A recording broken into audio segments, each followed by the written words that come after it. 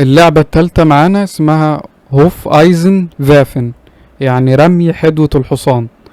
في اللعبة دي كانوا بيحطوا وتد او خشبة على الارض، واللاعب يرمي حدوة الحصان من مسافة من 5 ل10 متر. لو الحدوة دخلت الوتد يكسب 3 نقط، لو لمست الوتد يكسب نقطتين، لو قربت من الوتد قوي مسافة محددة يكسب نقطة واحدة. وفي الاخر يجمعوا النقط اللي كسبوها في الجولات، وصاحب اعلى سكور نقط يبقى هو الفايز. اللعبة دي ظهرت اول مرة في القرون الوسطى، لما كانت الحدوات الحقيقية بتتغير من الخيول والحصنة وموجود منها كتير، فكان الفلاحين او الجنود بيرموها للتسلية.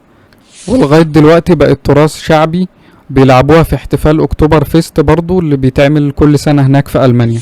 زمان كان الألمان بيعتقدوا ان حدوة الحصان رمز للحظ السعيد، جلوكس برينجا او جالب للحظ، لكذا سبب.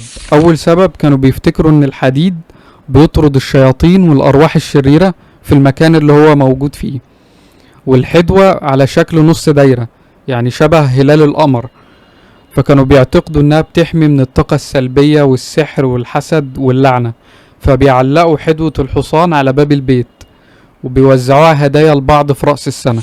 عشان كده كان عندهم مثل ألماني بيقول Auf Eisen bringen Glück aber nur wenn du richtig werfst، يعني حدوة الحصان بتجلب الحظ بس لو رميتها صح. يعني بيتقال المثل ده يعني الحظ لوحده مش كفاية، لازم كمان تبذل مجهود معاه. وبرضه بيقولوا mit einem Hufeisen voller Glück geboren، يعني مولود ومعاه حدوة حصان او حدوة حظ، يعني زي ما نقول محظوظ من يومه.